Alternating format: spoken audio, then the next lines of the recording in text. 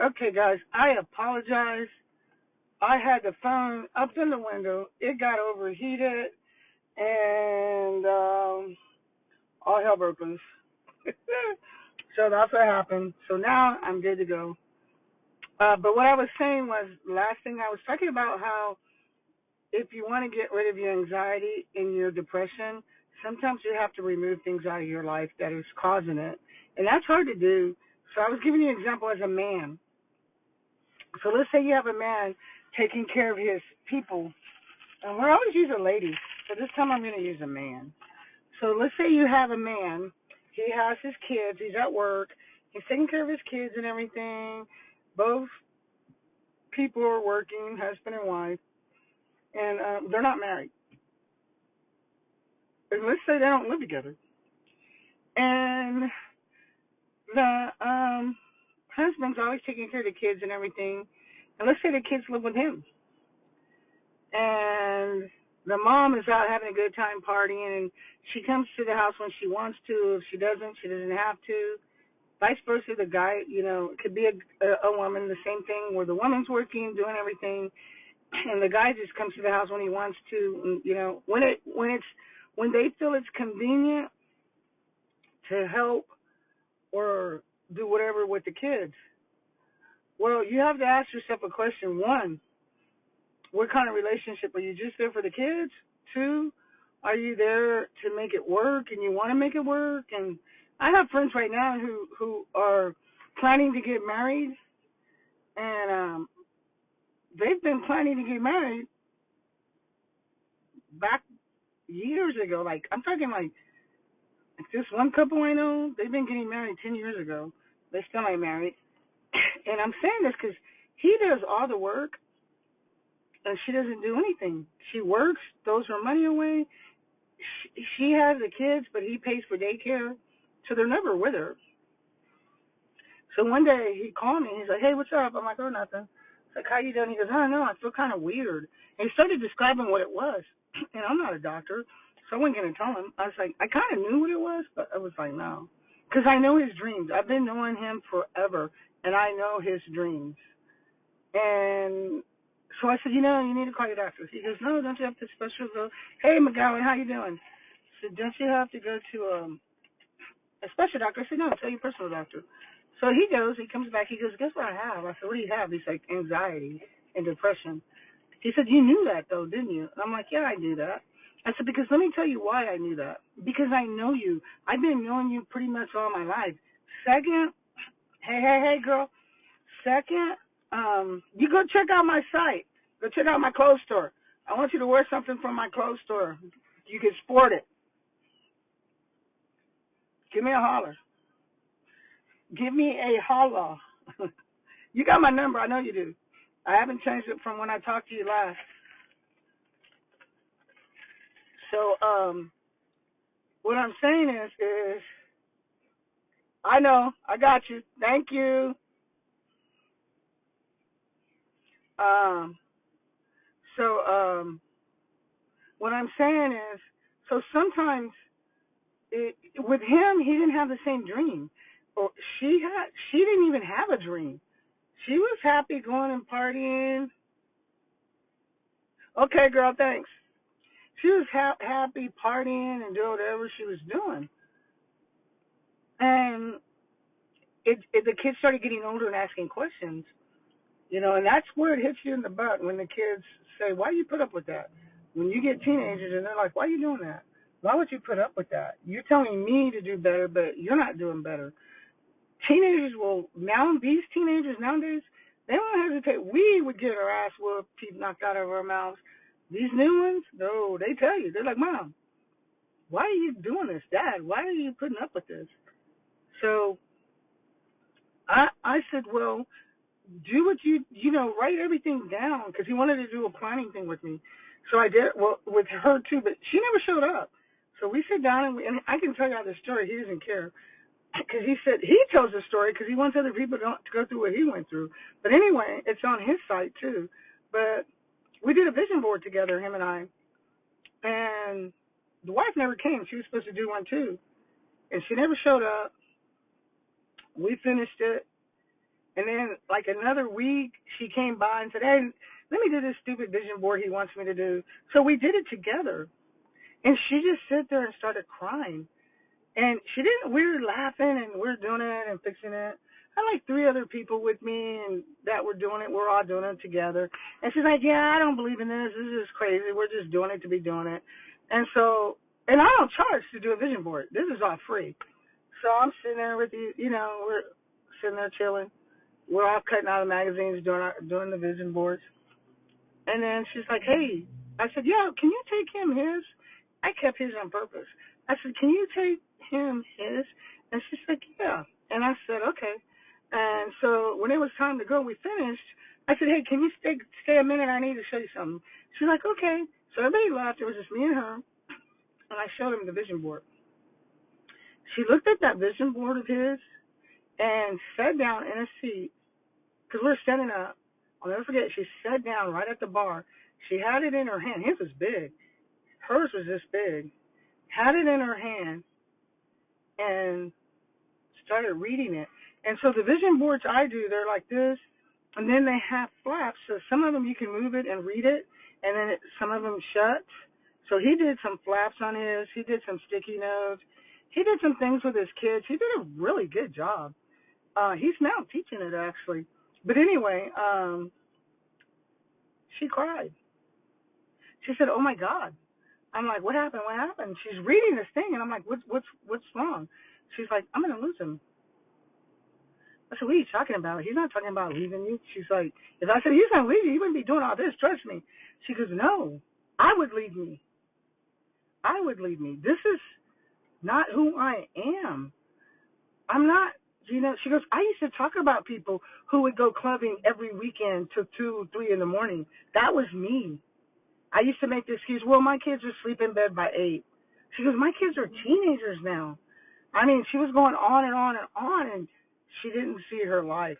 And a lot of people refuse to do vision boards because of that fact. You see where you kind of, it's almost like when the teacher gives you your report cards, and you're like, wait a minute, I thought I had all A's. That's pretty much what it is. And there's a joke. When we teach vision boards, we teach, when you finish it, we ask, okay, here's your vision board. Because part of the vision board is what you're trying to get away. You're trying to get to where you could be more positive. How you can transfer those negative things in your life into positive things in your life.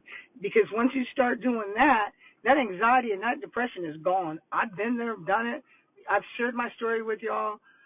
That's why I don't charge, because I want people to be able to get that negatively out of your life. Because if it's negative, it's going to be there. The devil's going to play on it. Your people are going to play on it.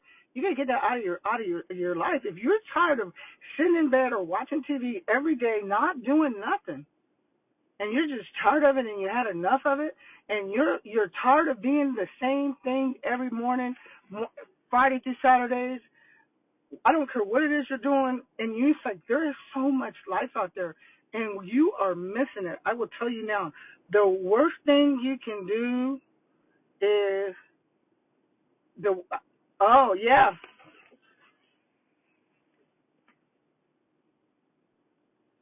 yeah, she should have. There's a vision board. Hey girl, I'll make one with you. I'll do one with you. Tell you family, I don't mind doing one with you. That's my I was just saying, this morning I was just looking at pictures of your brother. This morning. That's my boy, Stefan. But anyway, so when you do these vision boards, all you have to do is sit down, and you can do them with your partner, whoever you're with. But when you do them, don't do it together. And I'm serious. If you want this to work, don't do them together. Matter of fact, tell them, hey, this is what we're going to do. You're going to go in that room. And don't tell them ahead of time you're going to do it. So you're going to go in that room. I'm going to go in this room. Here's your magazine. Here's my magazine. And you're going to cut out words. You're going to cut out pictures to talk for you. If you want a new car, you've never had a brand new car in your life, and you want a brand new car, that's a vision. Put it there. If you just want a happy family, put it there. If you're not getting enough time in life, put it there. If you're insecure about something, put it there. That's what you have to do. Because I'm going to tell y'all, once y'all do that vision board, you're going to see, then when you finish, come in, both sides, come in. And it's like, you'll see the vision, and you'll be like, oh, man, we are so far off. There's no arguing. There's nothing. You can't even argue about anything because when you finish, you give them yours, they give you theirs, and you go sit down in different rooms, and you go over it, and you cry. Because what's going to happen with that vision board, it's going to wake up your relationship. That's what's going to happen. Your relationship is going to wake up. Guarantee you it's going to wake up. There's no other way around it. It's going to wake up. Because if you're living with someone and you don't have that same, how can I say this, vision, and y'all are going, so there's a thing in life called living and settling, okay? So go with me here. Some people are happy settling. I'm happy going to work 7 hours a week, 8 hours a week, coming home. I'm happy not having the weekends and time to do what I need to do. I'm happy working for somebody else instead of working for myself. Because with the knowledge you're giving, especially you, Tasha, you're very intelligent. The knowledge that you're giving to your customers, you're giving all that knowledge and all that expertise when that could be your own shop. That could be you. That's why mom and pop shops existed. I'm going to have the shop so you can take over it. That's called mom and pop. That's what I did with my kids. When I die, they're going to take over. They're going to take over my art studio. They're going to take over my wood shop. And they know how to do it all. I'm teaching my grandbabies how to do it. Because don't settle. So if you're in a relationship right now, whether I don't care what kind of relationship, any relationship, and you're feeling stress or you're feeling anxiety, if you're going home every day doing the same exact thing, if you're going home watching TV, okay, tonight this is coming on, let's sit down, let's watch TV.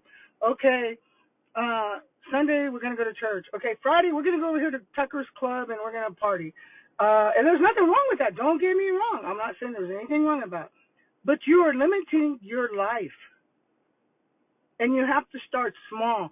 Okay, when we come home, this is how I did it. When I get home, I'm going to go home and I'm going to go for a walk. And this is all, y'all go back on my videos. This is all my videos, me doing it. I actually videoed me doing it. So I said, what I'm going to do is I need to put more time in myself. So when I get home from work, I'm going to go walk the neighborhood. I would do that. I come home from work, I go walk the neighborhood. But here's the problem. I get home, kids, what ain't going to happen, grandbabies. At that time, my grandbabies live with me.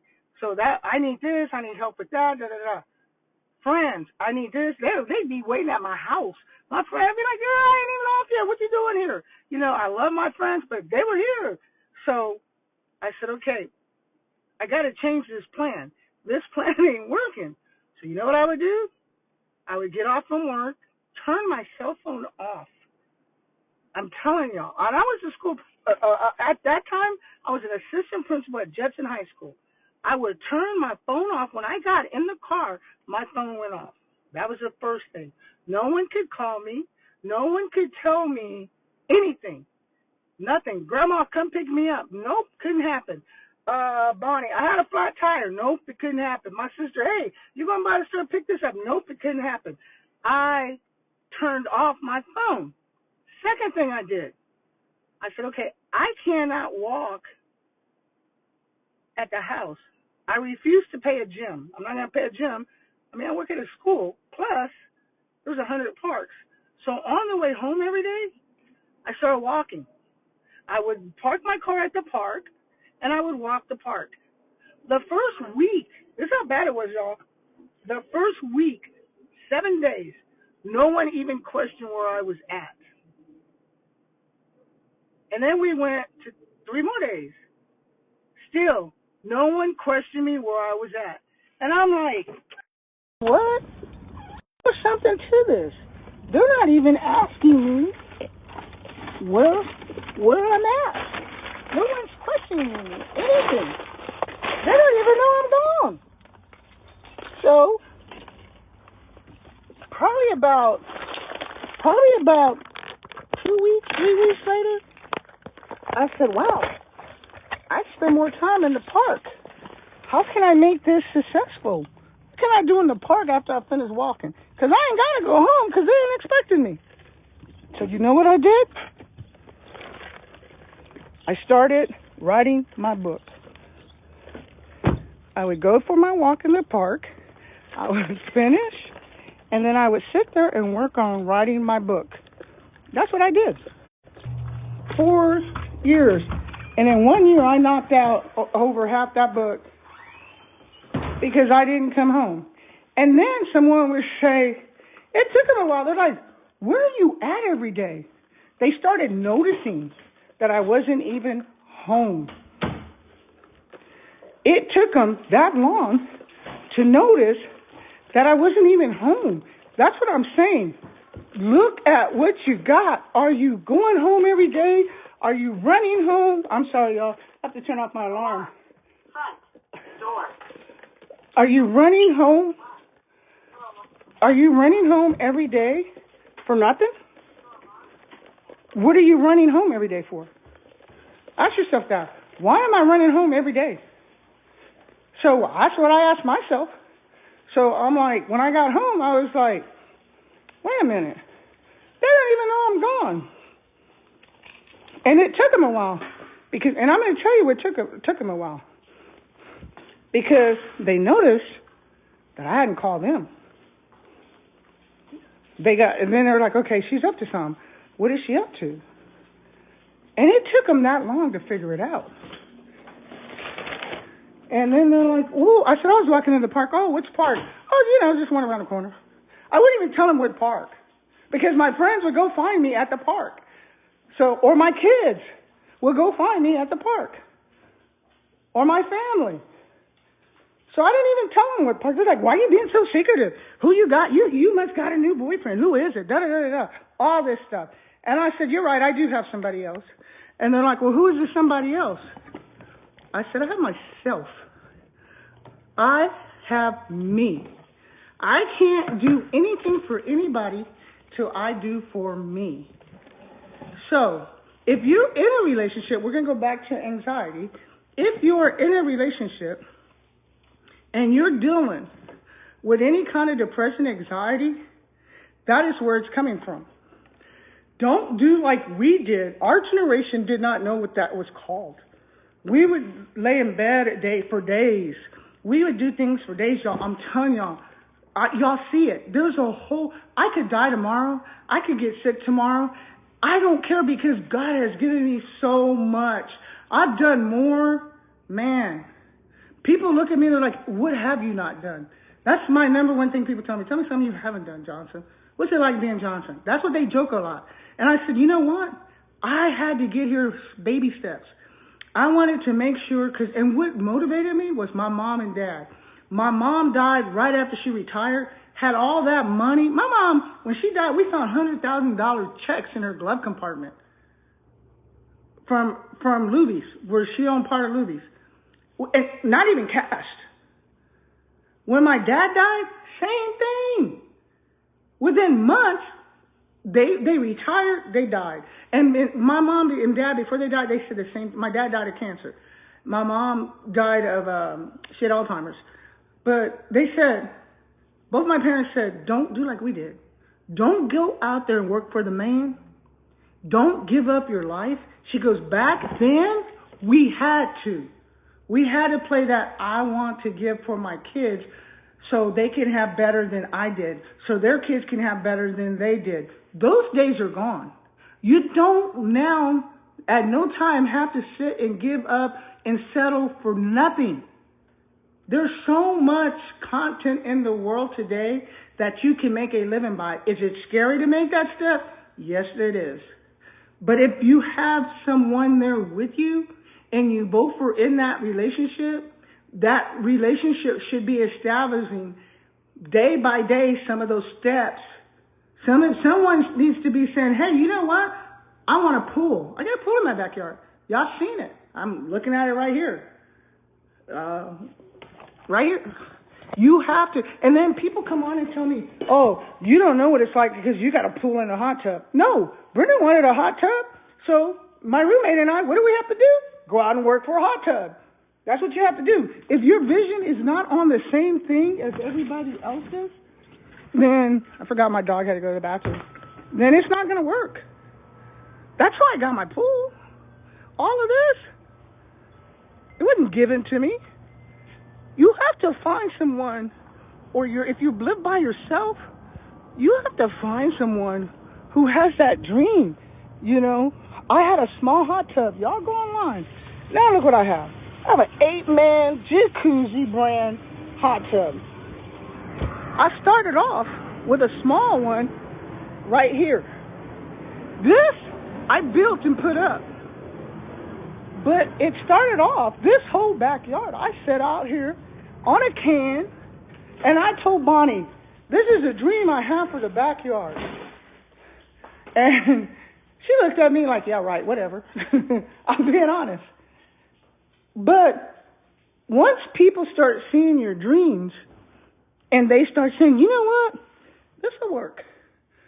My best friend, Bonnie, I'll give you a good example. She's a music teacher, and she went to a music seminar, okay? She's elementary, even though she's a band director, she plays all the instruments. So she works in elementary, she sees this guy, Walt Hampton, shout out to Walt, and he has this marimba team. Those are those big marimbas you play, huge. They're from African marimbas. So she sees this, right? This is a white girl. And it makes a difference. It's even harder to pull it off. She sees this. She comes back, and I'm the PE teacher at that time. She's a music teacher. And she runs in the gym, and she says, guess what? I know what I'm going to do. I'm like, what are you going to do? She goes, I'm going to buy a whole bunch of marimbas. I don't know how I'm going to do it. I don't know how I'm going to get them. And I'm going to teach these kids something totally different and new where they can motivate them and keep them busy and keep them out of trouble and give them the dream. That was her vision. And she allowed me to see that vision. And I was like, wow, that's deep. And she started it. She started doing it. And at that time, I had the only store I had then was the one at the flea market. I don't know if y'all remember on Eisenhower. I hadn't even got to Buzzy's flea market yet. It was at the Eisenhower one. And she's like, yeah, I think this is going to work. And I was like, wow, whatever you need, I'm there. So she started buying marimbas, and she would call me, because we're roommates, and she would call me. She's like, hey, I know, because we would set money aside. Like, she pays her bills, I pay my bills. And then her money's her money, my money's my money, because we're not partners. So her money's her money, my money's my money. So she would say, hey, we have a little thing where we put money in, and it would go toward the house or whatever we wanted. So she's like, hey, I see these marimbas I want, da-da-da-da, what do you think? Should I get them? Da-da-da. I said, you know what? I'll help you. You know, we help each other. Because when I was in college getting my master's, she was watching my kids. So you always have to have someone on the same level. And that's what happens. You got to sit your partner down or your roommate or your best friend and say, hey, you have to do this to do this. If someone's not saying, hey, you know what? All we do is we come home, we sit down, we watch TV. All we do is we come home, we sit down, watch TV. Okay, we go over here, we party, we come home. We go over there, you do that, you come home. That's it? Then that's what you have, you know. And I tell people, don't get mad at me because that's not what I wanted. I went to happy hour because as a principal, you go support. I don't even drink. I go to happy hour. I watch everybody buying all these drinks, and I'm thinking, wow, this is me. I'm sitting at happy hour. And they're like, Thompson, what are you doing? I have my phone. I have the calculator. And y'all know this. Those of you who've been at happy hour know this story. I'll be sitting there and I'm like, what is she doing? They're like, she's on her calculator. And they're like, why is she on her calculator? They're like, she's adding up all the money we're spending because she's seeing how much we're wasting. Those same people will come to my house and say, hey, can I go swimming? If you hadn't bought all these drinks for all these people, you've had enough to buy a pool. But not only that, none of these people are even your friends you're buying these drinks for. Those are things that you have to sit down and tell your partner. Look, where do we want to be in? And start it easy. Where do you want to be in 1 year? In 1 year, where do you see this relationship? Maybe you have a roommate and like you have 5 or 6 bedrooms. And y'all are not lovers, nothing like that. Y'all are just roommates. And you say, hey, we're doing really good. We're making good money. Should we get another roommate? Should we invest in something? Should we do this? How should we do this? You know, those are things that you should be talking about because that is where you're going to grow from. Your job's not going to come to you and say, hey, I need you're doing really good, so you know what?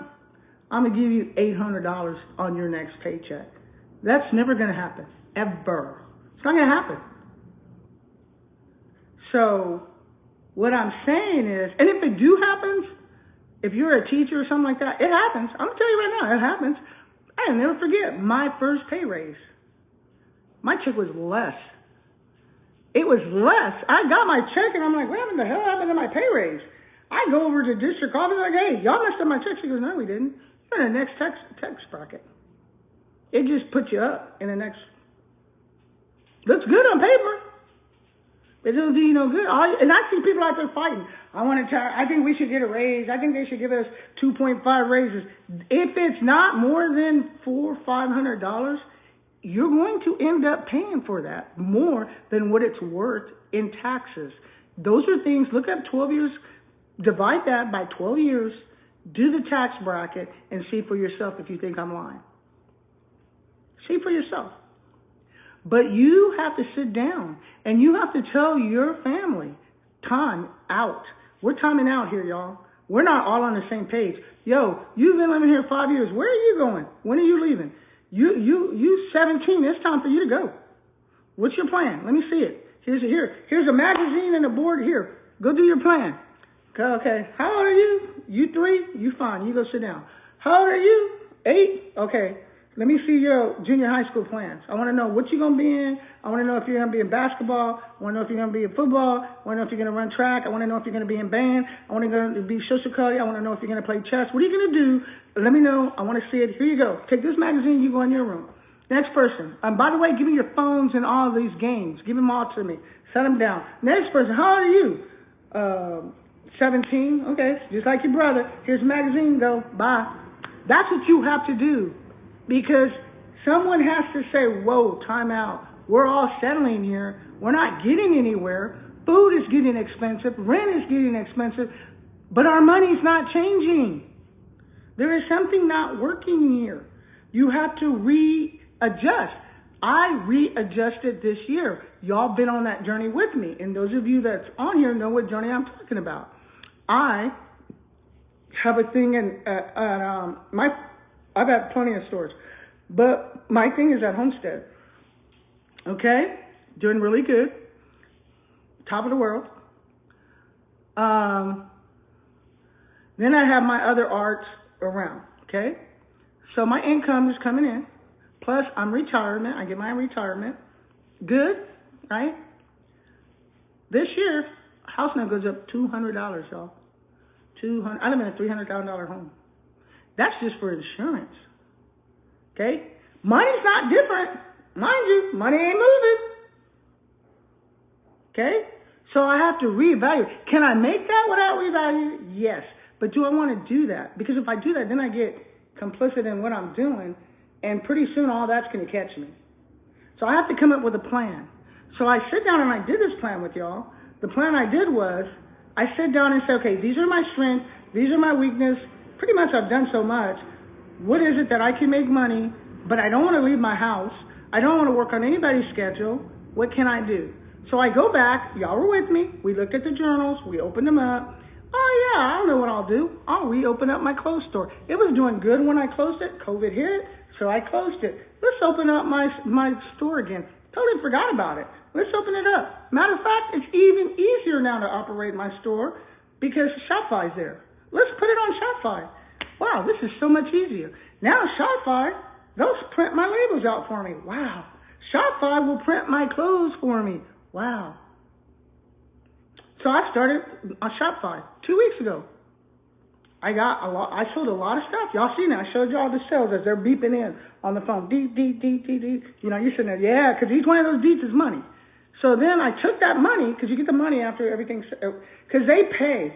They don't collect their money until the customer pays. The money goes in the wallet. They don't touch it. That's yours. You can touch it, but you don't want to, because later on you're going to have to pay the people who printed it for you. So that's what I did. So then I was like, man, this is pretty cool. Within a week, y'all, within this past week, y'all have been on this journey with me. Within a week, I said, you know what? What I'm going to do now is with my with my school, with my clothes brand, is now what I'm going to do is I'm going to make it, since it's going better than what I thought, I'm going to advance it a little. So I sit here, and I know, kids, I can show you the notes. I watched 45 videos. If you look back at any videos, you'll see me say I was up to 12, 1, 2, 3 o'clock at night watching videos. I watched 45 videos, not counting the ones I watched and said, oh, this is not going to help me, and turned them off. YouTubed how to succeed. And I watched, and then after I watched the video, I went in online and I looked up the person, see if it was fake. Because some people get on there, you don't believe everything they say. So I did all my research. And just from that, I went in, I created a site. It gives it to you free on Shopify. Shopify gives you all that, but I say free, but you have to pay for Shopify. Okay, you decide how much you want to pay, because it depends on what you want to do. Okay, so I have the cheapest one. Mine's like $14 a month. Okay, but you can do this without even doing the 14. You can just get a domain for $1. But I did it this way because I want them to handle all my pay stuff. I handle nothing. They do it all. They ship it, they make it, they do it all. All I do is create it. And how do I create it? With my art. I use my art and I create it. I could just put some words on a shirt, put it on my site, bam, it's gone. I was at HEB yesterday. It was online. Y'all saw me. I was on live. And I had my shirt, had my hat on yesterday. I was looking good. And guess what? I sold 5 of them. And I had some in the car, but I didn't even have any left in the car when I had one suit left in this thing over here. And it's because I haven't finished the photo shoot, or I would have sold that one. Completely out of hats again. So I was like, dang. So what I did this week here, which is today, Wednesday, Monday, I got up. Guess what I did? I said, you know what? I had already contacted a manufacturer. I got my manufacturer set up. I said, I need 50 of these hats. I need 20 of these shirts. I need 20 of these warm-up pants. And they make them. You design them, they make them. You pick what you want and all that. The hardest thing is, if you're going to do that, make sure that you do not get taken. Find someone who knows because a lot of those are fake. And you could go to Saudi Arabia or China. And I don't know which one's best. It depends on who you watch is which one you like. Also, if you have the machines and stuff like I do already, like y'all saw me do some shirts and stuff, like I have some over here. If you already have that, then you don't have to do that. Okay, let me show y'all. Then you can go to the warehouse. It depends on where you're at. See, I live in San Antonio, so the warehouse, China has a warehouse here. The same company that does that, I buy my stuff from. And see, I did this online. You can watch me do this online. I did this one online. And I did the pants online. And the only reason I have not sold this set, I would have sold it yesterday, is I haven't finished the photo shoot for it yet. So that's why. But remember this box was full? Remember I had 2 of these? They sold. They're gone. They sold for me extending in HEB. And the lady was like, well, I'll give you $50 extra for that. And I was like, I really can't. I've already paid for this photo shoot. And you can't change it once you pay for it.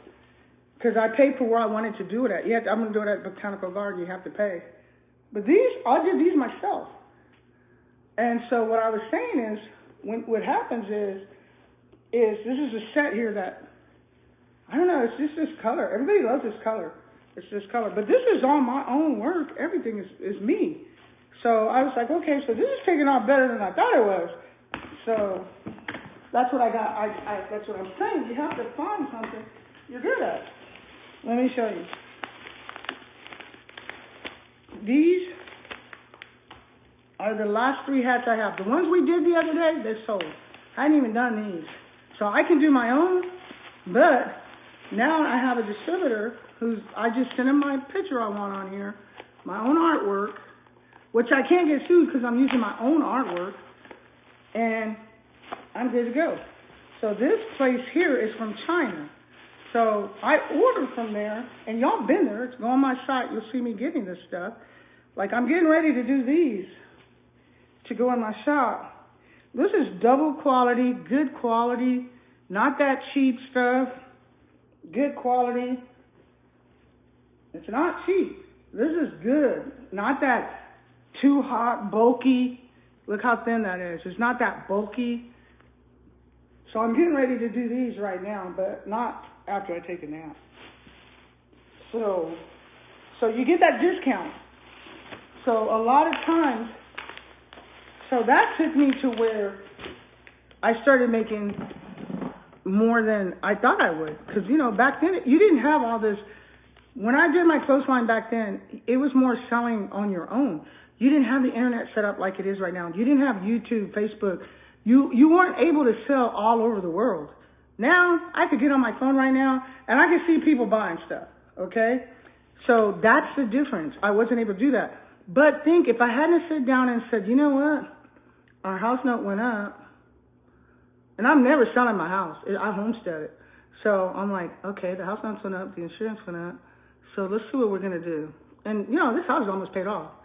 I really don't want to pay it off because it's a tax write-off. But anyway, I was like, so what did I do? What am I going to do? How am I going to do this? And then y'all saw me. I was on live. I got the book, and I started looking. Oh, wait a minute. I forgot. I could try my clothes line. I had to go back and research it. I didn't know they offered all this. I had to go say, okay, I started watching it, clothes drop. I'm like, what the hell is a clothes drop? So I look it up, start watching these videos, and here are these kids. Kids, y'all, listen to what I'm saying. Go to YouTube and put clothes drop. Put street clothes. These kids, they're not doing drugs. They're not rapping anymore. They didn't let all that go. They are sitting there now learning. They can break it down to you. They could tell you names in business that you'd be like, what? If I had took business in college, I'd probably been lost. But they know their stuff. They know. And you get it for free. They're giving it to you free. How are they giving it to you free? Because every time you're on, like me, you get paid. Anytime not here, I don't. But if I'm on my business site, I get paid. I have people who pay me to advertise on my site. Go to Facebook ads and see how you do that. You have to have so many people, so many posts, so much money. It's like that. They look at that. Once they see that, they invite you. And then what they do is they send your name out and what you're selling all over. And people see your sales. So what they do is they're like, hey, when you put your Facebook on, when you post your sale on Facebook or when you post your product on Facebook, we want to post with you. And if you let them do that, you get that money. That's how people get money. See, people don't tell you that, and they ain't letting y'all know this because I guess people get scared to let people know how things are going because they think they're going to lose it. But I don't mind telling you. So when you see people, they're like, I'm going to get monetized, I'm going to get monetized. And they're like, what the hell is monetized? That means you're going to make money doing nothing, pretty much. So, but you already done a hell of a lot to get to where you're now doing nothing. So that's where it comes in at. So let me give you an example. So if you have a regular Facebook, but you don't have a business Facebook, you don't qualify for that. So most people who have all these people on their Facebook as their friends, because you have to have like 500 followers just to even get your foot in the door. And they have to last a whole month. Once you do that a couple of times, they're going to send you this thing. They're going to say, well, It depends on, there's a lot of other things. It's what you're selling and how do your site. Facebook's very picky. It's what you're selling and how, they do look at your Facebook, your personal Facebook. They look at that. And if your personal Facebook is like, I'm going to just be honest with you. If it's anything like, fuck the president, anything like that, anything negative, any crazy pictures, anything like that, they're not going to touch you. Because what happens was, those companies, when they attach themselves to you, they're now attaching themselves to your Facebook. Because if you go to my site, you go to my business site, you can easily find out what my other site is. You'll go right over there, and they're like, wait a minute, I'm not going to buy from this person. This person loves Trump. Or I'm going to buy this person does this, you know. A lot of people were doing Target, and they put Target off because now it's like you're not supposed to go to Target. And so if you didn't know that, you know, everybody still have Target on their thing. I never did, so I didn't have that. I didn't even have to worry about anything like that. But if you're politics, then no, it's not going to work. They look at everything. When I tell you, if you're planning to go on business and have that partnership, they just started this. This has just started. The partnership, and I'll put it online so y'all can see what I'm talking about. But it's the part I was going to show you on the phone, but I'm downstairs and my thing is upstairs in my loft. So those are things that you can look at. So you can make extra money. There's so many ways. Some of you are good at talking. Some of you are really good at making speeches. Some of you, like, okay, let me give you an example. I have a friend, she works in a hair store, okay? She's been doing hair forever, ever. She's been working in this hair store forever. And she lives in New Braunfels, Texas. So some of you might know her because there ain't too many blacks in New Braunfels, Texas. And her store's doing really good. And she's just working. Well, about 2 years ago, I said, why are you always working for them? Because they don't know anything. Those people just sit there. She's doing, literally, that store is her personality is what's getting those people in that store. Not those two people that can barely speak English. And I'm not saying there's nothing wrong with that, but I proud them that you're able to bring someone in like that. You know, we do it all the time. We invite people in our businesses. So, you know, I was going to say Michael Jordan, but no. I would love someone to come in that I admire and respect to run and put on one of my shirts and say, look, I have on one of these, you know, canvas tag shirts. But you want the right person in the shirt. So she is doing that a couple of years ago. And we were out eating with her. We were at Grange, Texas. I'll never forget. And it was me, Bonnie, my kids. We're all out there having a good time. And I'll never forget this. And I said, hey, I'm going to go here and visit her. So she came and visited us. And we went back to see her on the way out. And I'll never forget. I sat there and I looked at her and I said, every time I come in here, the customer asks for you. They'll bypass everybody, and they'll ask for you. I know what that's like because when I was at Home Depot, people would come. I was a manager. I was over hardware, gardening. People would come looking for me in plumbing. They said, hey, can you help me? I'm like, oh, there's somebody over there in plumbing already. They're like, no, we want you to help us. They don't even know if I know about plumbing, but they know I was going to take the time, and if I didn't find the answer, they knew I was going to figure out how to find the answer. So that is what sells. So some of you, I know her, she's a bubbly energy, real sweet. Husband's not jealous at all. So that helps the situation. And she's just herself. She just loves her job and people. She loves helping people feel better. So this is from her, it's not me. She's like, I do this because I love to see my customer come in later on. I say, look at my hair. Look at me. Thank you, girl. You know, it's like the dentist. See, I'm smiling. It's one of those things, okay? So back on track. So I tell her, I say, so I understand you're doing all this. It's a blessing, you know, da-da-da. But have you looked up your next step? We did a vision board. Her and I did a vision board. And then her husband's like, I want to do one. So he did a vision board. So he's like, okay, you need to go back to school. You need to go to hair school. Because she was in hair school in high school, and she quit. And that was back in the day. And she's like, I'm too old. I said, you're never too old. You're never too old to go to school. I could die tomorrow. So can a 10-year-old, 5-year-old, 6-year-old, 7-year-old, 12, 13, 14. I said, matter of fact, Once you get 10, you're easier to die than anybody because everybody's out here is crazy. And she goes, I never looked at it like that. I said, no. She's in her 50s. So she's like, I always wanted to go to school. You know, her husband looked at her and saw the vision board. He looks at her. We're sitting there talking. He looks at her. He's like, I didn't know that. She goes, I know. I never told anybody. I thought I was dumb. He's like, what? She goes, yeah, I never told anybody. I thought I was dumb.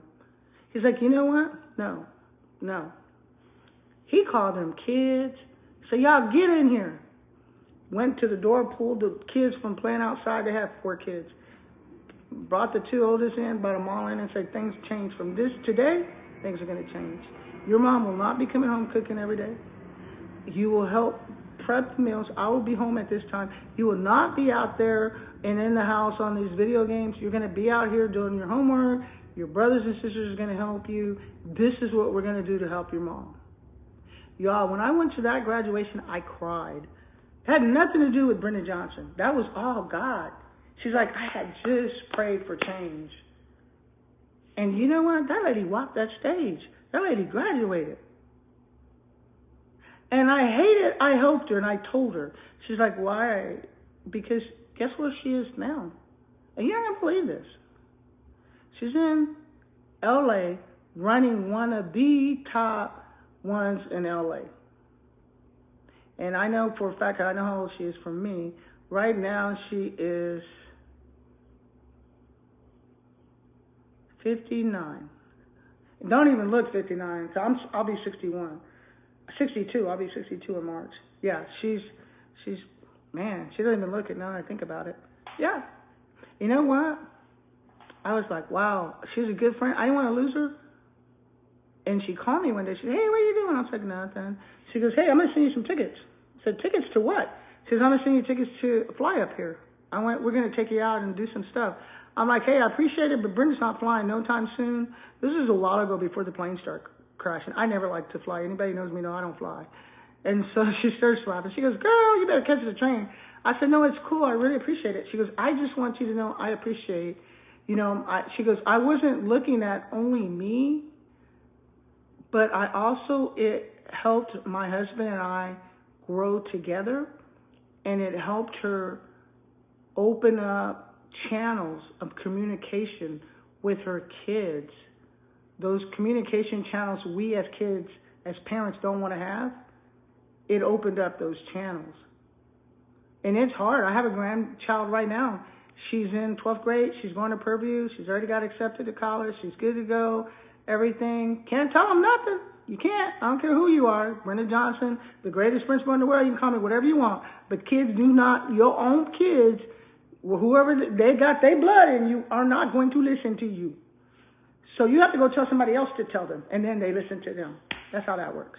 But anyway, so that's when we have to, she told me, she's like, I then realized that me keeping quiet, me settling, these are her words, me settling, me keeping quiet, me not being the mother of the family to have the time to tell my kids and my children, hey, what is your plan? What are you going to do? How do you plan to do this? What do you plan to do later? And we started laughing because she used to always laughed about my daughter, because my daughter, Heather, when she retires, she'll have $1 million. She doesn't have to ever work again because she got a 401k since she was old enough to work. She's figured it all out. I'm like, really? My other one, same thing. Go out of the military. They pay my house. I'll take my other money, get a house, rent it out. I'll take this money, put it up. They had it settled. But they saw their dad do it. They saw their mom do it. They saw their dad work his ass off, overnight shifts as a police officer, all that. I mean, not their mom, their grandma. And they saw their grandpa, my kids. They saw their dad, my ex-husband. They saw him do it. They saw me do it. Him as an officer, worked every night, days, holidays, you name it. They saw me in college every day, getting my master's, working on my doctor's. They saw all of that. They were there. And most of it with me, they were at my school because I was either their principal or their PE teacher at some time. So they saw that. We were all on the same page. You have to have, and sometimes we would forget. We would sit back and be happy. Okay, we're happy. Everybody's happy. No, wait a minute. We need to, this is not right. Who am I holding back? Who am I holding down? And then sometimes we think we're helping people, but we're holding them. Sometimes we want to help because we feel sorry and bad for them, that will help them for the wrong reasons, and maybe God's working with them, and we cannot get involved because now you're messing. God's trying to put this person somewhere. A lot of times y'all hear me say, sometimes God will put you where you're quiet. Yeah. He's like, okay, you need to listen. Kind of like a whooping. Go sit down and take this whooping. It's coming. You know it's coming. I ain't gonna whoop you yet. I want you to go in your room and think about it. But I'm gonna come in there and whoop you. So I just want you to think about it before I whoop you. So next time you decide to do something that I tell you to do, and you decide not to do it, or next time you do something I tell you not to do, you're gonna get this whooping. So I want you to go in there and sit down and think about this whooping. That's how that works. God don't play. So when your kids see you go through it, and like she said, she was like, well, you know, Miss Johnson, I didn't even have a plan for my kids. I kept it to myself, and I didn't think no one cared that if what my dream was. After I had my first child, I thought, you know, that was it. My dreams are gone. That's what she believed. But that's all we know. That was that generation. That was my generation. And we have to start changing that thought. So with your family, with your kids, whether you have kids or not, age is nothing. It doesn't matter how old you are. You're not promised tomorrow. Everybody on this earth is promised the same thing. When you wake up in the morning, you're all promised the same thing. God didn't say, because you're 10 years old, you're going to live to be 10 years old. God didn't say, okay, you're 50, so you're going to live to be 60. God never told any of us that. We are all in that same boat. So don't go thinking I'm 10 years old, nothing can happen to me. I'm 18, so I got another 20 years of my life, so I don't care what's going to happen. Because that's not how the system works. Pick up a newspaper, watch the news.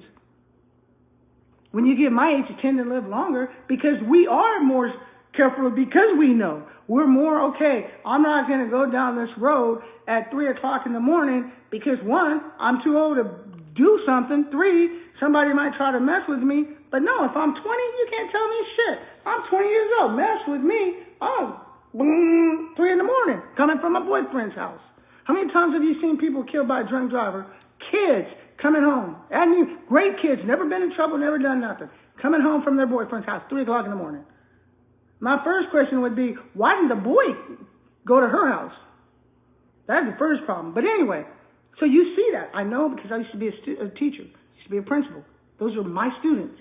So I know that. So what I'm saying to y'all is, you have to help your household, whatever that is, whoever lives in your house, including, you know, y'all gonna laugh at this. I have a plan for my dog and cat. Okay? My dog was getting too fat. So I got out my little thing and we made a little chart.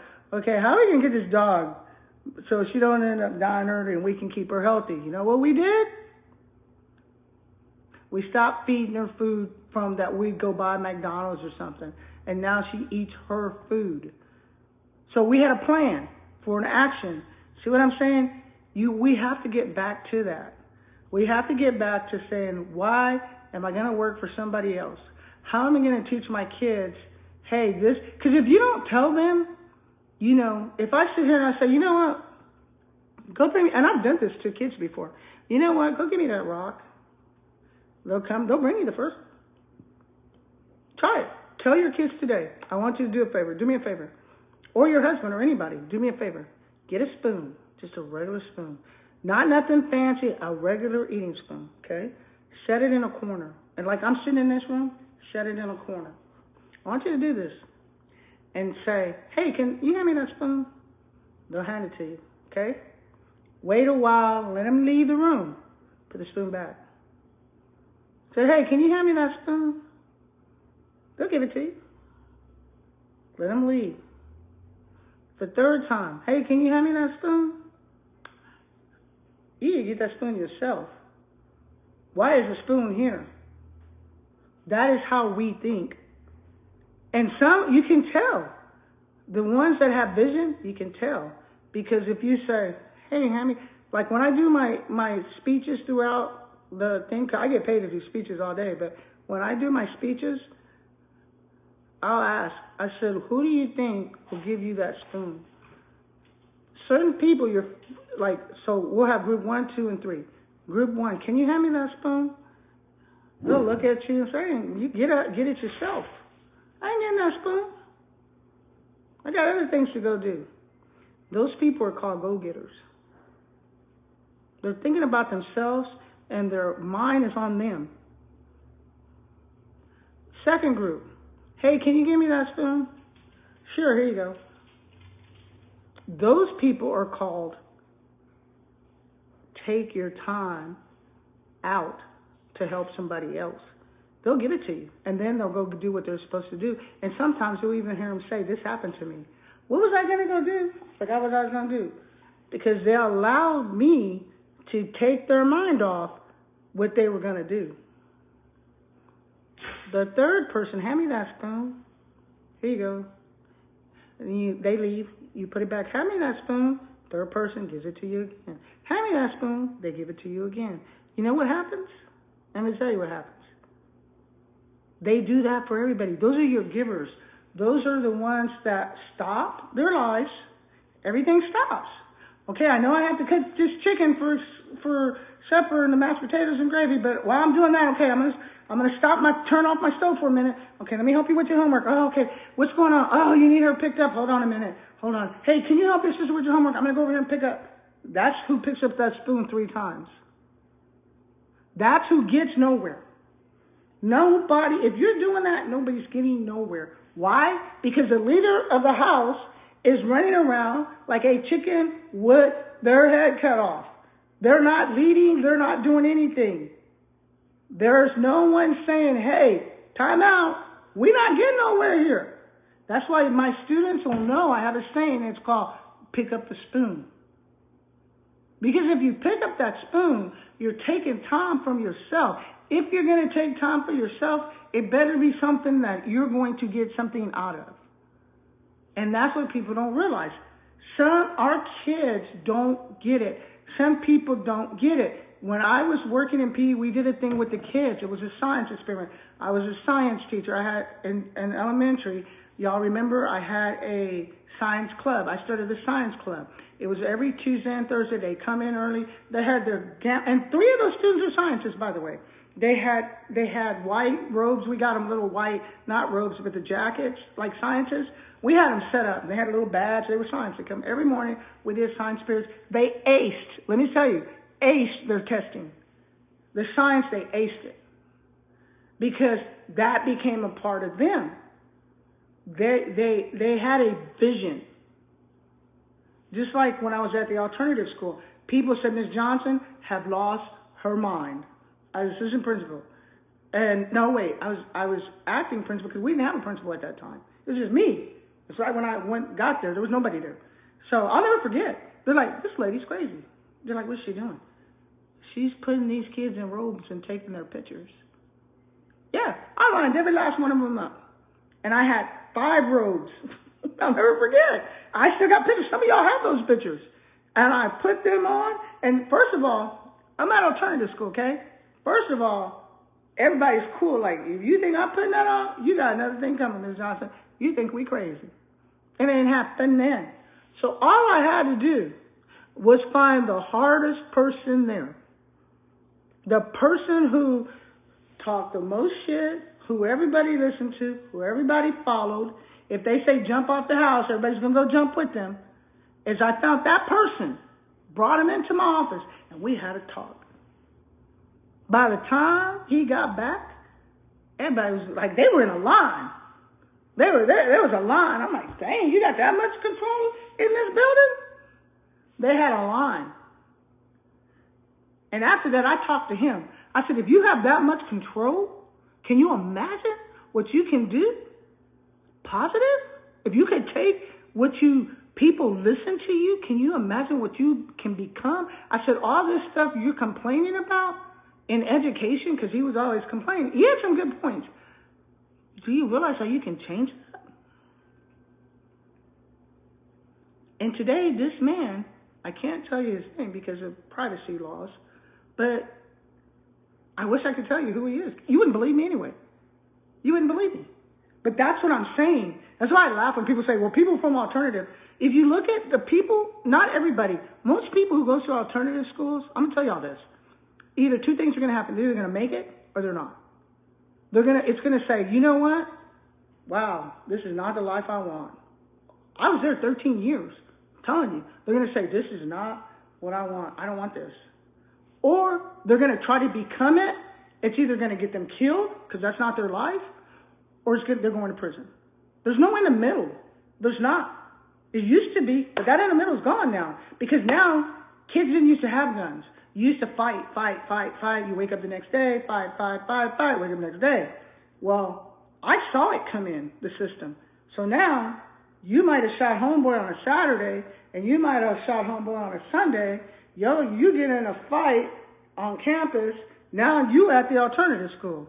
But yet, that drive-by shooting all thing didn't happen at school. So no one knows about it.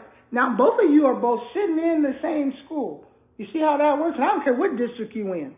That's how that works. You're both sitting in alternative, in the same classes, in the same school. So it's either going to wake you up and say, oh, Lord, have mercy, never again, I'm never coming back. And I had a kid, and he's like, how come you never tell my story? I said, because of privacy acts. But this kid, he came to me one day, he said, Ms. Johnson, what the hell was I thinking? He says, I'm sorry. I said, no, you're cool. He's like, I ain't never coming back in here. You mark my word, you're going to come to my graduation. And y'all, this how God works. I happen to be an assistant principal. This boy graduated. I got goosebumps. It was the biggest man. You know what he did? He walks up to me. He said, what I tell you? So what I tell you, Miss Johnson? That wasn't for me. He said, keep doing what you're doing. Keep doing what you're doing, Miss Johnson. He said, the worst thing they could have did was put you here. I said, why? They don't need you here. I said, what you talking about? He said, and he's deep. This boy deep and intelligent. He said, let me put it like this. Let me break it down to you like this, Miss Johnson. He said, this is the Pentagon. Now, we're at the high school. This boy uses this word. This is the Pentagon, Miss Johnson. The battle's over there. They should have left you in the battle. So I was like, dang, that was almost the second best moment of my life in education. I took that in so many ways. So what I'm telling you is, you have to give them something, because if not, these kids in your family, in your support, in your home, if you just stay there, it's going to dry up. It's going to dry up. What happens to a plant if you don't water it? It dies. We're all, your dreams, you ever hear people say, man, those dreams died. It's true. If you don't nurture, can't even say that word, nurture, if you don't nurture your family, they're going to die. If you don't nurture your relationship, it's going to die. So if you're at home right now, or you're at work right now and you're hearing this, any kind of way you're listening to this, nurture who you are in your life as a family, who you go home with, who you see every single day. Don't take that for granted. Don't settle of coming home, watching TV, and doing nothing. There's a whole world out there. And the worst thing to do in life is to realize it when you're on your deathbed. I should have, could have, should have. No. Don't be scared because of how old you are to speak your dream. My friend told me, she goes, tell people listen to you for some reason, Johnson. She goes, kids and people listen to you. Tell them my story. Tell them that I did not believe that I could do hair. I did not believe that I could get my license. I didn't believe rich people would want me to cut their hair. I would not ever believe someone would give me $1,000 to cut their hair. I said, shit, I should have been a barber. No, I'm just kidding. But yeah, go for your dreams. Don't. My Heather has a degree in hair. She wants to do hair. Hey, Mom, I want to go to beauty college. Okay, what do you want to do? Learn how to do hair? Yeah. She went to college every night. Y'all were on Facebook with me. I watched the kids. She went to college. She did what she wanted to do. Don't ever let them not do their dreams. My granddaughter wanted to go to Prairie View. I did not want her to go to Prairie. I do not want her to go to Prairie. But that's her dream. I can't take that from her. All I can do is give her to God and say, God, can you please keep her safe at this college? Can you please help her make the right decisions? I could teach her what, and her mom and dad has taught her, which her parents are great parents. We could do that, and then we have to give it to God. I said, what do you want to do? I want to be a veterinarian. She says, I don't want to do little animals. I want to do big animals. I said, why do you want to do big animals? Because no one wants to do the big animals. Because you have to get up early at night, 3 to 4 o'clock in the morning, if the big old horse or something's having a baby. I don't know. She broke it down to me. I started laughing at her. She's like, yeah, this is what I want to do. But her whole life, that's just what she wanted to do. And I started seeing it was, people say, I'm going to be a doctor, I'm going to be a lawyer. I saw she was serious when she started. She took FFA, Future Farmers of America, whatever. She's been in that her whole time in school. The minute she could join, she's been in, never got out. And she's still in sports. She's played the saxophone. I was like, dang, this girl was serious. Pals, she did it all. She's still doing it. She's like, yeah, I got to make my resume look good, Grandma. So I was proud of her. If I had my way, I was like, hey, you know what? You can save money if you go to St. Philip's. And then that way, you could be, I'm home, and then you get out, and then you can come to my house. Now, as a grandma, what am I thinking? About me having my time, about me seeing or spending time with me. See, that's my vision. Her vision was totally different. So sometimes you have to make sure everybody's on the same page. And that's just me being selfish. My daughter, when she told me, Mom, I have a choice between here and here, I'm like, what do you think you're going to be the most happiest? That's not what I wanted to say. I wanted to say the closest, because she's in the military, and she had 2 to pick from. I said, I would have said pick the closest one to me, but I didn't. I said, pick where you feel you're going to be the most comfortable with your son, because she's my mom. His dad passed away. So she's like, okay, come find out that's how God works. She's in Oklahoma. It's closer than she was going to Denver. Oklahoma's closer. That's where she got sent. So it all worked out. So sometimes you don't, when you're making these decisions and people are listening to you and they're coming to you for advice, you have to look at your vision board and you have to understand their vision. Everybody has to have a vision, and you have to know what vision. You can't help someone if you don't have the vision. People will come to me and ask me, hey, what do you think, And I was like, I'm going to answer these questions, but what I need you to do is text me this question. Because if I don't know your vision, I can't help you. I can't. If you go to the doctor, if I walk in the doctor's office, and I sit down, and she comes in, my doctors love my doctor. I don't even tell y'all her name, because I don't want y'all to take her. So I ain't going to tell you your name, because she's already booked. So I ain't going to tell nobody her name. But anyway, wonderful lady, okay? What do I look like going to the doctor, sitting down, looking up at her and say, hey, what's wrong with me? She's going to look at me and say, what? What's wrong with me? What do I look like? Because what is the first thing when you go to the doctor? What do they do? You go to the doctor, before you even see the doctor, they give you a chart and you start filling it out. You're sitting there and, okay, we'll say, because my doctor's a little different. We'll say if you go to the minor emergency room. You go to the minor emergency room, you're in one of those little things, you go, you maybe got a cold, and you just want to go check it out. So you go to the minor emergency room. What's the first thing they do? They hand you a thing and you fill it out. Do you have this system? Do you have this one? Do you smoke? Do you drink? Do you do this? Do you do that? Why do they do that? So when they do, and then they say, okay, we read all this, so you have a cold. No, that's not how that works. What is the next thing that happens? They say, tell me what your symptoms are. And then you tell them what your symptoms are. So they take those symptoms and they subtract everything on there It's not smoking, it's not drinking, it's not this, it's not that. Oh, this is your problem. That's how they do it. How do they know it's not COVID or the flu? They test. So that's what I'm saying. So when you're doing these vision boards, or you're giving someone advice, or someone's giving you advice, first of all, you got to make sure they know what they're talking about. Second of all, you have to equip them with the necessary things to help them.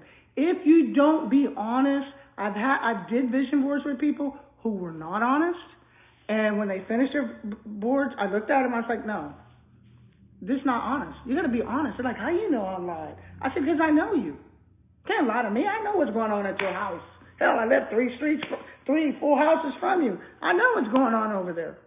Hell, the whole neighborhood knows what's going on over there. Because when you tell homegirl here, that homegirl tells that homegirl going to tell that homegirl, and that homegirl going to tell that homegirl. So we all know what's going on. So that's what I'm saying. So you have to be honest with yourself, and you have to be honest when you do your vision boards or you do your vision talks. It don't even have to be a board. It could be just communication, take notes. But when you do this, you can't be drinking. You know, I had a guy, oh man, I just want to slap him beside his head. Him and his wife said, hey, we got a vision board time, you want to come look over? I get over there, they both drunk as a skunk. I mind you, it was so funny. I got to give it to them. They did some crazy ass. I could probably do a book on vision boards and put that in the book. They did some crazy vision things. I'll give you a quick example. One of the things they did was, no, I can't even say that. Okay, they just did some stuff. They went overboard. Let's just put it like that. They had better ideas. They were going the wrong direction. I'm like, oh, whoa. That, I don't need that information. You know, that's your vision in there. I just need to know this vision over here or this one. So, but it was cute. And they had a good time. And then they got real. I said, okay, well, we're not going to finish this today because this ain't going to work. We're doing you're not drinking. So I had them come over and we did it. And they did really good. So, yeah, you don't have to pay. If you're paying people to do vision boards, don't pay them. Just go online and look up, Google vision boards. All a vision board is you take some magazines or some pictures of your kids or whatever you have, download them, things of your car. You want to do a vision board. Let's say you want to pay your car off. So my vision board was last year. Remember, I already did it. But you take a picture of your car. I downloaded it, put it on my vision board, and I put pay off the car by this time. Now, you might make it. Who knows? But at least you're thinking about it. Because once it becomes a thought, it becomes a reality. See, if you're just sitting there and you're never thinking about it, if I never think about paying off my car, and every month I don't pay the car note, it comes out of the car, it comes out of the bank, so you're not seeing it, so you're not thinking about paying off your car already, so you're just sitting there chilling. The world's good, my car note got paid, you're chilling, right? But you could be saving that money, because if you start paying extra car notes, at the end, the payoff is smaller than what it would have been. So if you take that picture of that car, taking the pictures, placing it in the head, now you're going to download it. That's printing it out. It's going to be done. Holding that printout in your hand. It's placing it in your hand. Then you're going to put it in your thing. That's placing it in your hand. Then hopefully your vision board is where you can see it. So you're going to see it. You're going to say, you know what? I just made an extra $30. You know what I'm going to do with this? I'm going to take this $30 and I'm going to put it on my car note. They can't stop you from doing that. I have walked in the bank. I remember the first time I did it. Had $10. Walked in the bank. So I'm going to put this on my car note. That lady looked at me like I was crazy. She goes, I don't think you can do that. I said, can you call a manager? Because in there, I get paid on it every time I want it to. Anything I buy big, that's what I do. Sign it right here. So the guy came over, he said, we never had anybody do that. Put $10 down. And then $30. Pretty soon, that money adds up. Y'all think I'm kidding. I would come home from work, I'd be like, oh, let me run by the bank. I had like I would go to my store, and let's say I made an extra from my store coming home, I would make an extra, what was it? At that time, I don't even remember, but because you can't deposit it from this to here. They won't let you do it. You have to actually go in and pay extra on your truck. You can't call them and say, hey, I want to pay extra on my truck. It's not going to happen. You have to go in the bank. And those are things that's in place for a reason, because they don't want you to pay off that truck. Because if you pay your car off early, they're not getting all that interest. And that's a lot of money. But think of how many times y'all go eat. Like, that's what we did. Remember, we were eating out all the time? Every day, Brenda was eating out. So I said, okay, if I change it to 3 times, and I'll take this part of the money, and I'll put on this, then I don't have to worry about this. That's what you do. I'll get a new pool. Boom. What happened this past summer? Bam, I got a new pool sitting right there. Brand new pool. That's how that works. But you have to give up something to get something. And a lot of times what you're giving up, you don't need anyway. I given up eating out every day. I'm healthier now. I feel better. I'm healthier. So a lot of times I don't eat out because eating out's expensive. I was eating out probably $100. Y'all seen the videos. I tell you, Fridays was Sawgrass. Thursdays was, what do you call it? I'm giving these people free advertisement. I know, I think like that now. I'm in a business mind. I'm thinking like that. But y'all know what I'm talking about. So I've been on here a long time. I got to get off. I got some things to go do. But I don't know. I just like, if I can help you, I hope that helps you. The motivation, go have those conversations. Go have those tough conversations. And sometimes the conversation comes to the point, we're not good for each other. This ain't going to work. Sometimes that's it. And you think you're alone and you're scared to make that one step and you're scared no one's ever going to love you again and you're scared to just jump. But once you jump, you're like, dang, I should have did that a long time ago. What the hell was I thinking? I'm not saying go now. Don't say, it's Johnson told me to leave you. That's not what I'm saying. I'm saying evaluate your life, evaluate your family, and evaluate your students. If you have kids at home right now and they're in school, make sure they have a vision. Because if they have a vision, and I'm telling you, I've been in education 33 years. When I was in education, we could say God. When I was in education, there was no, when I started education, there was no,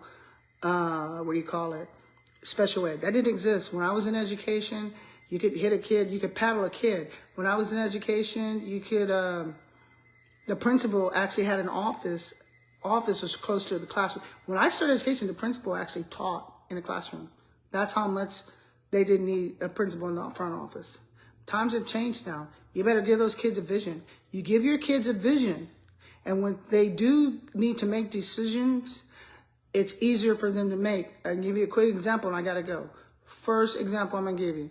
If I say, hey, let's smoke this weed in the bathroom. My kid don't have a vision. No, okay, we'll be cool with you. I'm cool, let's go, right? Not thinking of the consequences of them, of going to college, going to jail, getting a record, okay? They're not thinking of that. They don't have anything to lose. What's the worst going to happen to me when I get home? Most parents don't spank anymore because then they put you in jail. So what is the worst thing? I've had kids tell me, what's the worst thing going to happen to me? Wait, what's the worst thing? So you have to give them a vision. And a lot more parents are doing that now. A lot of dads are like, time out. Dads are coming on strong, y'all. Us women need to get together. These men are like, wait a minute. If you ain't going to do this with my kids, give them to me. They stepping back now. This generation is like, whoa. We not killing each other anymore. We're not doing this anymore. Let's give me my kid. I'm going to teach them how to be a son. That is what you have to give them visions. If you do not, there's a video on, and I love it. I don't know if y'all seen it or not. It's on YouTube. I can't remember her name, but I'll post it. She's on there, and there's 3 kids, and they're probably 1 in 5th grade. There's not 1 in junior high, and they're little. And the first thing they do is they make their own food. Each of them have their own food processor. Each of them have their own everything, skillet, and they make their own food.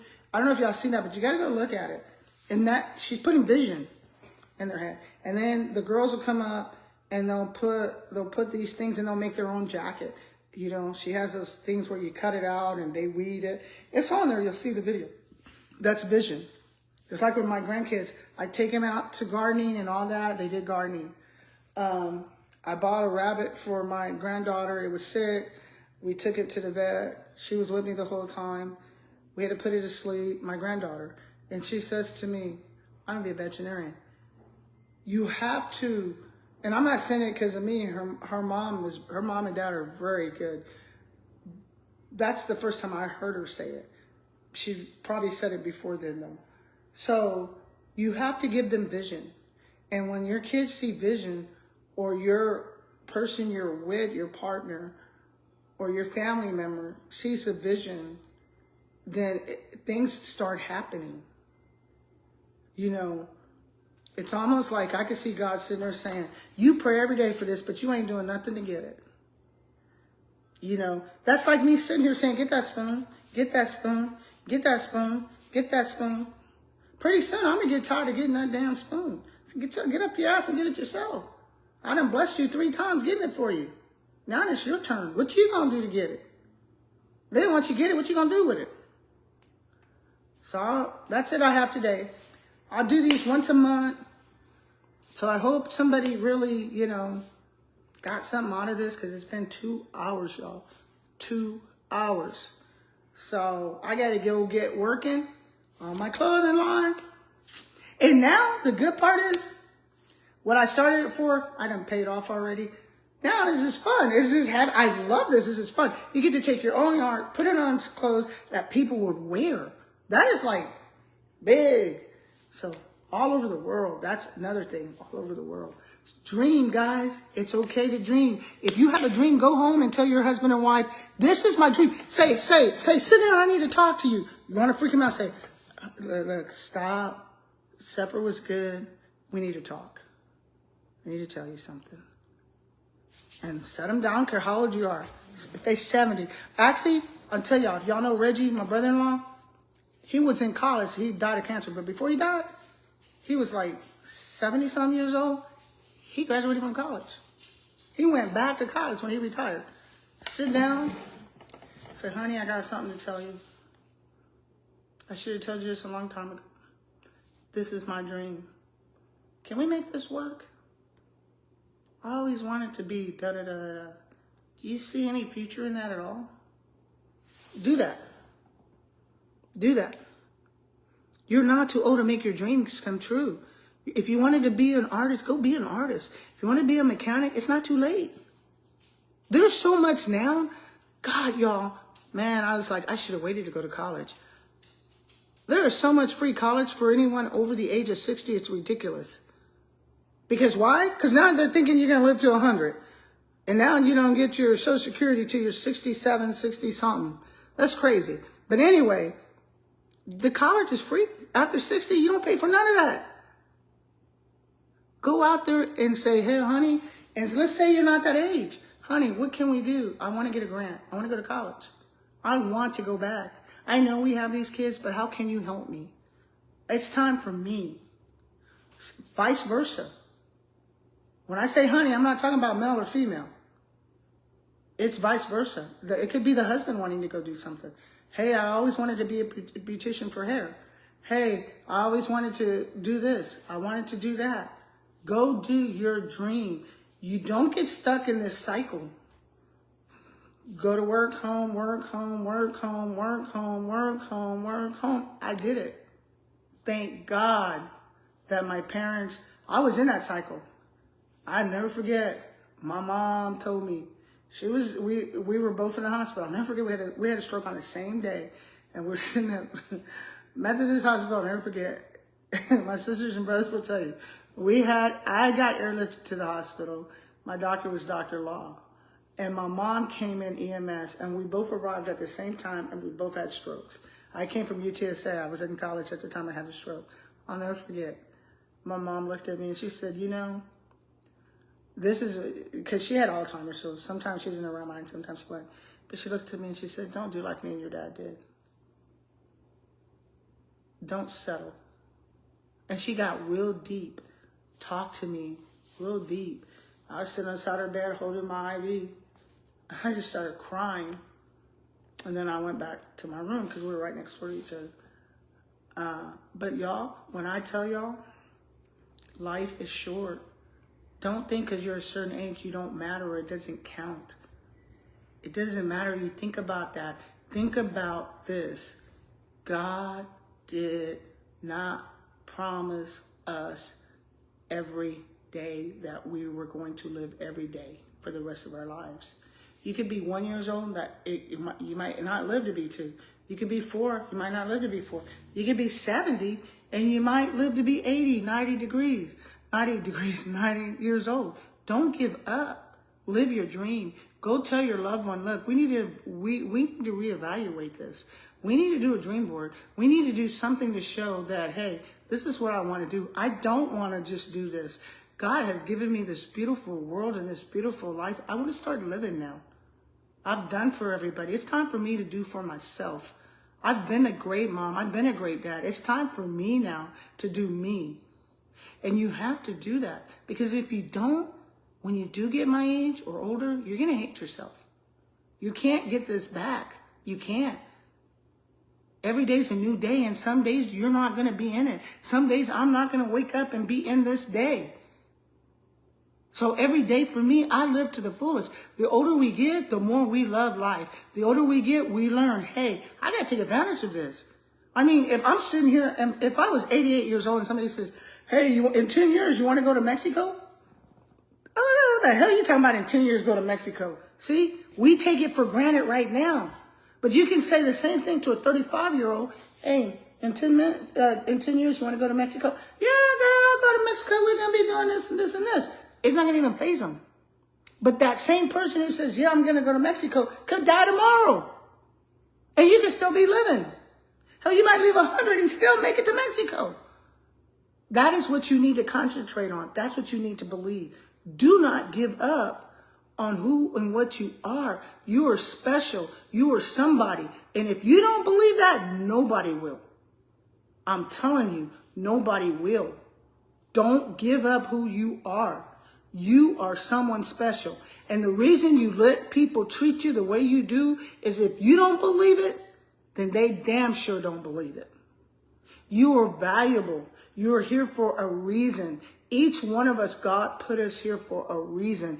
And if you do not figure out and understand what your goals and your relationship on this earth is with God and the people you're with and the people you allow in your lives, then you are cheating yourself of the most beautiful life. When I was younger, I didn't understand what beautiful life was.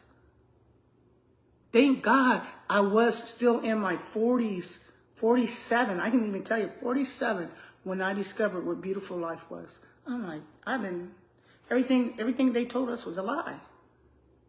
None of this has to do with life. And what made me figure it out was education. When I realized education was a lie, when I realized that to be productive citizens in the United States of America, I was like, wait a minute. I'm sitting in college thinking, wait a minute, productive citizens in the United States of America? So all this time I've been in school for them to teach me how to work for somebody else? All those times I was doing sports to make people see if we won state or something that the kids would come to the school? Everything was not about anything to help me. It's not about your kids.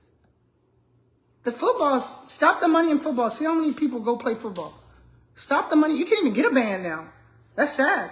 You don't see these big bands on. I remember I was at a football game. I said the name of the school. I was at a game of football. I said, where the hell is the band? They're like, that is the band. I said, what do you mean that's the band? That's not the band. The band usually go from here to over. No, Johnson, that's the band. So those are the things I'm trying to tell y'all. I realized, wow, this is all a lie. My dad would tell us, but we didn't believe it. When I was like, you mean I done went to college to teach a child how to better themselves by working for somebody else? Pretty much is what I did. So I had to find a way to change that, to say, okay, I can still do this job, but I'm going to add my own stuff to it. I'm going to tell these kids what y'all want me to tell them, but I'm going to let them know the truth. If you get in a car with somebody, they do a drive-by, you going to jail with them. Even though y'all don't want me to tell them that, I'm going to tell them that. I'm going to get on their Facebook and say, look, I see all these guns on your Facebook. You need to get rid of them, and you need to get your life right. You need to give your life to God. And I'm going to pray that God protects me when I do this. I'm going to pray that he protects me. And he did. Every single time he did. Because it's a lie. And until we get our lives right and start living the truth with our families and our kids and our environment and our community, until we start doing that, life is not beautiful. You think I'm lying? Go to a news channel. See how many shootings were in San Antonio, and it's only 3 o'clock. You better wake up. You better wake up. Life ain't promised anymore. You don't have a choice. You do not have a choice. When they started handing out guns and they said everybody can have a gun, you don't have a choice. You could be driving on the highway. You have to teach your kid when you're in a car, if mommy's driving, do not stick your finger out that young man because he's going to shoot up our car. Totally different. What is beautiful about that? What is beautiful that you have to tell your baby not to shoot the finger or even do anything like this because you might get a shot? Guys, better wake up. You better wake up. You better find you a God, and you better find you some ideas and some ways to make money. Because I'm going to tell y'all, times is about to hit the fan. It's about to hit the fan. There's going to be, right now, I told all my friends, I'm going to tell y'all, if you ain't got a job right now, go get one at McDonald's or somewhere. Because I'm going to tell you what's going to happen. See, right now, and I said this, y'all heard me say this before. If you, when COVID hit and they didn't have it, like right now, they only have 1 or 2 workers at places, right? So, and they're like, man, this is, and what did I say to y'all? Just like I'm talking.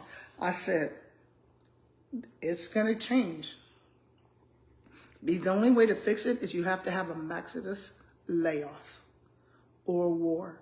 Those 2 chains are going to change that. They're going to put you back where we need to be. If you are not going to pay no 7th grader $15 an hour to work. Because if you do that, then you miss the thing of education. Then what the hell do they need to go to school to be protected citizens for? Because everything they do is computer-wise. They don't even need you now. All they need you to do is stand there. Ring up 3 McDonald's. Have y'all seen those registers? Go by. Can you give me 3, can you ring up 3 hamburgers, 2 fries, and a drink? Boing. Thing comes out the window. You ain't do nothing but speak. And that person standing there, they're only making sure it's going what it's supposed to. That's what I'm telling y'all. So you better get smart, get some goals, get a foundation. I won't be here probably, I'm 60, but I can tell you this, in 40 years, y'all better have already had that foundation built because it's going to be too late. That's going to be too late. That foundation has to get built. When people start moving from California to Texas, that's for a reason. When rich, and I'm not talking about new money. I'm not talking about music industry. I'm not talking about the movie industry. When old money starts leaving where they've been all their lives with all that money and they start coming to big states like Texas, they're trying to tell you something. Because I know if you live in the hood and all of a sudden you got all these rich people moving in the hood, what you thinking? What you thinking? I'm in the hood. I'm sitting here in the project. The hell are these people moving in here for? They got money. Why are they here? I'm going to leave y'all with that. Take it easy.